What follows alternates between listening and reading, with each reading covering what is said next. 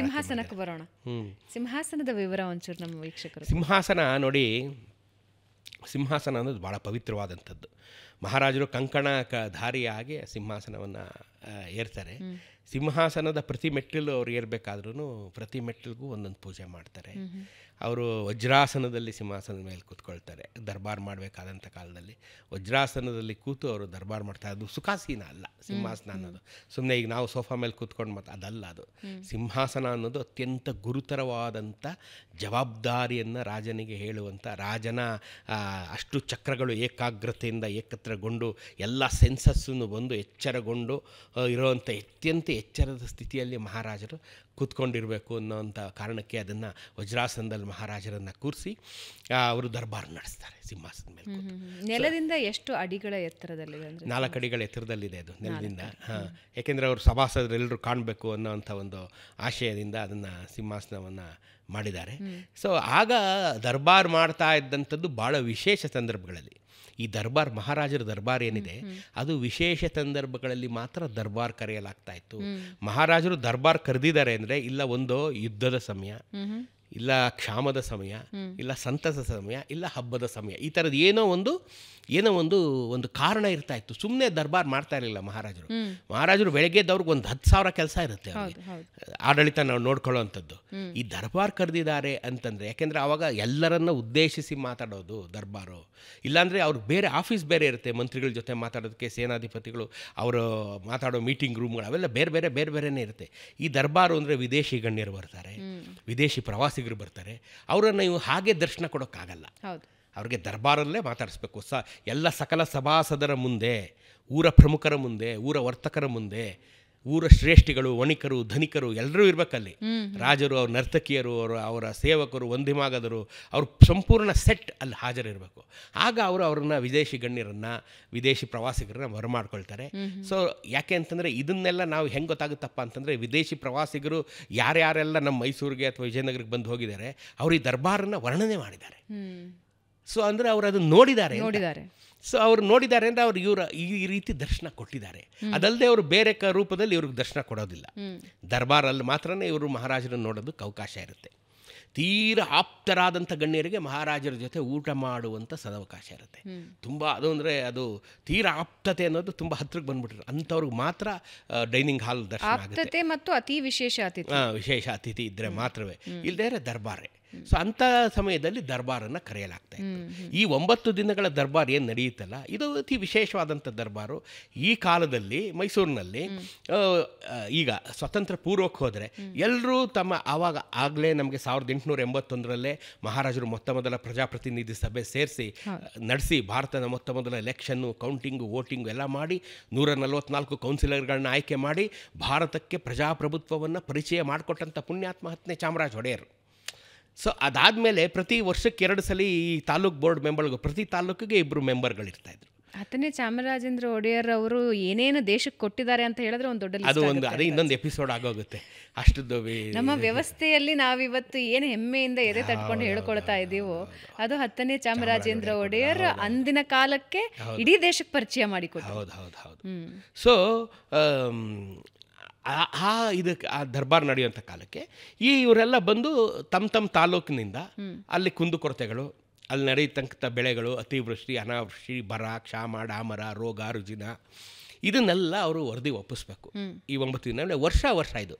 ಈಗ ನಾವು ಯುಗಾದಿಗೆ ಹೇಗೆ ಪಂಚಾಂಗ ನೋಡ್ತೀವಿ, ಇದು ದಸರಾಗೆ ಈ ವರ್ಷ ಹೋದ ದಸರದಿಂದ ಈ ದಸರಕ್ಕೆ ಏನೇನಾಯಿತು, ಎಷ್ಟು ಬೆಳೆ ಬಂತು, ಎಷ್ಟು ಜನಸಂಖ್ಯೆ ವೃದ್ಧಿ ಆಯಿತಾ, ಕಡಿಮೆ ಆಯಿತಾ, ಅಶ್ವಶಕ್ತಿ, ಗಜಪಡೆ, ಹೊಲ ಗದ್ದೆ, ಸುಂಕ, ಇನ್ನೊಂದು ಮತ್ತೊಂದು, ಇದನ್ನೆಲ್ಲ ಒಂದು ವಿವರಿಸಬೇಕಾಗಿತ್ತು. ಅದೆಲ್ಲದರ ಡಿಸಿಷನ್ನು, ಆಮೇಲೆ ಮುಂದಿನ ವರ್ಷಕ್ಕೆ ಏನಾಗುತ್ತೆ ಇದೆಲ್ಲವನ್ನು ಈ ದಸರದಲ್ಲೇ ತಗೊಳ್ತಾಯಿದ್ರು.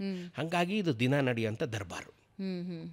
ಇಲ್ಲಾಂದರೆ ಈ ದರ್ಬಾರು ಆ ದಸರಾ ಬಿಟ್ಟ ಮೇಲೆ ಬೇರೆ ದಿನ ದರ್ಬಾರ್ ಕೂರ್ತಾರೆ ಮಹಾರಾಜರು ಅಂದರೆ ಏನೋ ಒಂದು ಕಾರಣ ಇದೆ, ವಿಶೇಷವಾದ ಕಾರಣ ಇದೆ. ಮಹಾರಾಜ ದರ್ಬಾರ್ ಕೂರ್ತಾರೆ ಅಂದರೆ ಆಮೇಲೆ ದರ್ಬಾರ್ಗೆ ನಮಗೆ ಖಾಸಗಿ ಜನಕ್ಕೆ ಎಂಟ್ರಿ ಇಲ್ಲ. ಇಲ್ಲಿ ನಾನು ಇನ್ನೊಂದು ಹೇಳ್ಬಿಡ್ತೀನಿ. ಈಗ ನಾವೇನು ನೋಡ್ತಿರ್ತೀವಿ, ಈಗ ಮೀಡಿಯಾಗಳಲ್ಲಿ ನಾವೇನು ನೋಡ್ತಿರ್ತೀವಿ, ನಾಡಹಬ್ಬ ದಸರಾಕ್ಕೆ ಚಾಲನೆ. ಇದು ನಾಡಹಬ್ಬ ಮತ್ತು ದಸರಾ 2 ಬೇರೆ. ನಾಡಹಬ್ಬ ದಸರಾ 2 ದಸರಾ ಅಂದರೆ ಏನು, ಮಹಾರಾಜರು ಮಾಡುವಂಥ ಸಾಂಪ್ರದಾಯಿಕವಾದಂಥ ಸಾಂಪ್ರದಾಯಿಕವಾದಂಥ ಶಾಸ್ತ್ರಬದ್ಧವಾದಂಥ ಪೂಜೆ ಈಗ ದಸರಾ. ಅದು ಅವರ ಖಾಸಗಿ ವಿಚಾರ, ಅದಕ್ಕೆ ನಮಗೆ ಪ್ರವೇಶ ಇಲ್ಲ. ಖಾಸಗಿ ದರ್ಬಾರು, ಅವ್ರ ಖಾಸಗಿ ದರ್ಬಾರು ಸೋಮವಾರ ಬೆಳಗ್ಗೆ ಯದುವೀರ್ ಕೃಷ್ಣದತ್ತ ಚಾಮರಾಜ ಒಡೆಯರ್ ಏನಿದ್ದಾರೆ ಇವತ್ತು ಮಹಾರಾಜರು, ಕೈಗೆ ಕಂಕಣ ಕಟ್ಕೊಂಡ್ರೆ ಅವರು ವಿಜಯದಶಮಿ ಮುಗಿಯೋವರೆಗೂ ಅವರು ಕಂಕಣ ಮುಹೂರ್ತ ಅವ್ರದ್ದು ಹೇಳೋವರೆಗೂ ಬಿಚ್ಚಂಗಿಲ್ಲ. ಅವರು ಅರಮನೆ ಬಿಟ್ಟು ಹೋಗಂಗಿಲ್ಲ, ಅಲ್ಲೇ ಇರ್ತಾರೆ. ಅವ್ರು ಅವತ್ತಿನಿಂದ ಅವ್ರಿಗೆ ಶಾಸ್ತ್ರವಾಗಿ ಪೂಜೆ ಪುನಸ್ಕಾರ ಹೋಮ ಹವನಾದಿಗಳು ದರ್ಬಾರು ಎಲ್ಲ ನಡೆಯುತ್ತೆ.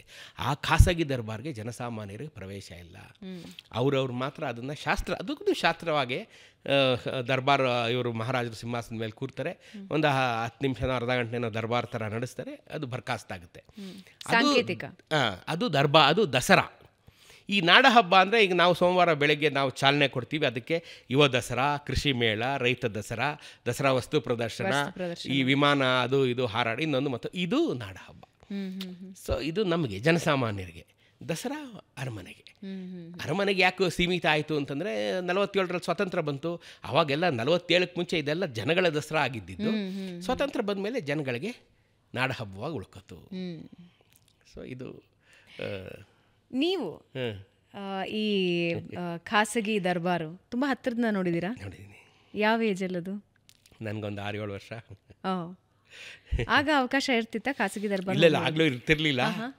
ಕರ್ಕೊಂಡೋಗೋರು ಹಿಂಗೆ ಈಗಲೂ ಹೋಗ್ಬೋದು. ಅಂದರೆ ಈಗ ದರ್ಬಾರ್ ಡ್ರೆಸ್ ಹಾಕೊಂಡು ಹೋಗ್ಬೋದು. ಈಗ ದರ್ಬಾರ್ ಡ್ರೆಸ್ ಹಾಕೊಂಡ್ರೆ ಹೋಗ್ಬೋದು. ಬಟ್ ಅದೇನು ಅಂತಂದರೆ ಆವಾಗ ಆ ಜನಸಾಮಾನ್ಯರನ್ನೆಲ್ಲ ಎಷ್ಟು ಮಹಾರಾಜರು ಪ್ರೀತಿ ಮಾಡ್ತಾಯಿದ್ರು. ಈಗ ದಸರಾ ಟೈಮಿಂಗ್ಸ್, ಈಗ lightings timings 7 PM to 8 PM ಅಂತ ಅದು ಏನೋ ಫಿಕ್ಸ್ ಮಾಡಿರ್ತಾರೆ, ಸರ್ಕಾರ ಏನೋ ಫಿಕ್ಸ್ ಮಾಡಿರುತ್ತೆ ಅದಾದ. ಆಗ ಹಂಗಿಲ್ಲ. ಆಗ ಜಯಚಾಮರಾಜ ಒಡೆಯರು, ಕೊನೆ ಮಹಾರಾಜರು ಜಯಚಾಮರಾಜ ಒಡೆಯರು ಪ್ರತಿದಿನ ದರ್ಬಾರ್ಗೆ ಅವ್ರ ಮುಹೂರ್ತ, ಸಿಂಹಾಸನಾರೋಹಣ ಒಂದು ಮುಹೂರ್ತ ಅಲ್ವಾ? ಸೊ ಪ್ರತಿದಿನಕ್ಕೆ ಒಂದೊಂದು ಮುಹೂರ್ತ ಇರುತ್ತೆ. ಟೈಮಿಂಗ್ ಆ ಕಡೆ ಒಂದು 10 ನಿಮಿಷ, ಈ ಕಡೆ ಚೇಂಜ್ ಆಗ್ತಾ ಇರುತ್ತೆ. ಆ ಮುಹೂರ್ತದ ಪ್ರಕಾರ ಅವ್ರು ಬರ್ತಾರೆ. ಸೊ ನಾವೆಲ್ಲ ಅರಮನೆಗೆ ಹೋಗಿದ್ದಾಗ ಕೆಳಗಡೆ ಎಲ್ಲ ಆವಾಗ ಎಲ್ಲ ಲೈಟ್ ಎಲ್ಲ ಆಫ್ ಆಗೋಗಿರೋದು, ಎಲ್ಲ ನಾವೆಲ್ಲ ಕೆಳಗಡೆ ಕೂತ್ಕೊಂಡಿರೋದು, ಹುಲ್ಗಾವನ ಮೇಲೆ ಕೂತಿರೋದು. ಅಲ್ಲಿ ಮಂಗಳವಾದ್ಯ ಶುರುವಾದ ತಕ್ಷಣ ಇಲ್ಲೆಲ್ಲ ಎದ್ದು ನಿಂತ್ಕೊಂಡು ಕೈ ಮುಕ್ಕೊಂಡು ನಿಂತಿದ್ರೆ ಇಲ್ಲಿ ಮಹಾರಾಜರು ಅಲ್ಲಿಂದ ಬರೋರು. ಅವರು ಬಂದು ಸಿಂಹಾಸನದ ಮೇಲೆ ಕೂತ ತಕ್ಷಣ ಲೈಟ್ ಹತ್ತಗೋದು. ಅವು ಮಹಾರಾಜರು ಎಲ್ರಿಗೂ ತಿರುಗಿ ಜನಸಾಮಾನ್ಯರಿಗೆ ನಮಸ್ಕಾರ ಮಾಡೋರು, ಜನನೂ ನಮಸ್ಕಾರ ಮಾಡೋರು. ನಾವು ದರ್ಬಾರ್ ನೋಡ್ಬೋದಾಗಿತ್ತು, ಮಹಾರಾಜರು ನಡೆಸುವಂಥ ದರ್ಬಾರು ನೋಡ್ಬೋದಾಗಿತ್ತು. ಸೊ ಅದಾದಮೇಲೆ ದರ್ಬಾರ್ ಮುಗಿದ ತಕ್ಷಣ ಅವರು ಸಿಂಹಾಸನದಿಂದ ಇಳಿದ ತಕ್ಷಣ ಲೈಟ್ ಆಫ್ ಆಗೋದು. ಅವ್ರು ನಮಸ್ಕಾರ ಮಾಡಿ ಒಳಗಡೆ ಹೊರಟು. ರೋಮಾಂಚನದ ಕ್ಷಣ ಅಲ್ಲ ಮಕ್ಕಳಿಗಂತೂ. ಆ ಮಹಾರಾಜರನ್ನು ನಾವು ಕಣ್ಣು ತುಂಬಿಕೊಳ್ಳೋದೇ ಒಂದು ರೋಮಾಂಚನ. ಅಂಥ ಮಹಾರಾಜರು ನಾವು ನಭೂತ ನವ ಭವಿಷ್ಯತಿ. ಅಂಥ ಸಿರಿವಂತ ಮಹಾರಾಜ ನಾಲ್ವಡಿ ಕೃಷ್ಣರಾಜ ಒಡೆಯರು ಪ್ರಪಂಚದ 7ನೇ ಶ್ರೀಮಂತ ಮಹಾರಾಜ. ಅಂಥವ್ರು ಎಷ್ಟು ಹಂಬಲ್ಲಾಗಿದ್ದರು, ಎಷ್ಟು ಜನೋಪಕಾರಿಯಾಗಿದ್ದರು, ಎಷ್ಟು ಜನಾನುರಾಗಿಯಾಗಿದ್ದರು. ನಮ್ಮ ಹೃದಯಗಳಲ್ಲಿ ಎಷ್ಟು ಮನೆ ಮಾಡ್ಕೊಂಬಿಟ್ರು ಅವರೆಲ್ಲ. ಇವತ್ತು ಬೆಂಗಳೂರು 2 ಕೋಟಿ ಜನದ ಪಾಪ್ಯುಲೇಷನ್ ತಡೀತಾ ಇದೆ ಅಂತಂದರೆ ಇದೆಲ್ಲ ಅವ್ರ ಕೊಡುಗೆ. ಈ ಬೆಂಗಳೂರನ್ನ ಎಷ್ಟು ಸುಭದ್ರವಾಗಿ ಕಟ್ಟಿದಂಥ ಪುಣ್ಯಾತ್ಮರು. ಹಾಗಾಗಿ ಅವರನ್ನು ನಾವು ಎಷ್ಟು ಕೊಂಡಾಡಿದ್ರೂ ಸಾಲದು ಅಂಥ ಮಹಾರಾಜರು. ಅಷ್ಟೇ ಒಳ್ಳೆಯ ಮಹಾರಾಜರು, ತುಂಬ ಒಳ್ಳೆ ದೇಹಿ ಅಂತ ಹೋದವ್ರನ್ನಂತೂ ಯಾರೂ ಅವರು ಪಾಪ ವಾಪಸ್ ಕಳಿಸ್ತವ್ರಲ್ಲ. ಅಂಥ ಒಳ್ಳೆ ಮಹಾರಾಜ. ಎಲ್ಲವನ್ನ ಕೊಟ್ಟರು, ಹೋದವರು ಮಾತ್ರ ಅಲ್ಲ ಎಲ್ಲರಿಗೂ. ನೋಡಿ 1947ರಲ್ಲಿ ಏಕೀಕರಣ ಆಯಿತು, ಎಲ್ಲರೂ ರಾಜರು ಬಿಟ್ಕೊಡ್ಬೇಕು ಅಂತ ಆಯಿತು. ಅದೊಂದು ಸ್ವಲ್ಪ ಚೂರು ಈ ದಸರಕ್ಕೆ ಚೂರು ಈ ಕಡೆ ಬಂದು ಆ ಕಥೆ ಹೇಳ್ಬಿಡ್ತೀನಿ. ಖಂಡಿತ ಹೇಳಬೇಕು. ಅಂದರೆ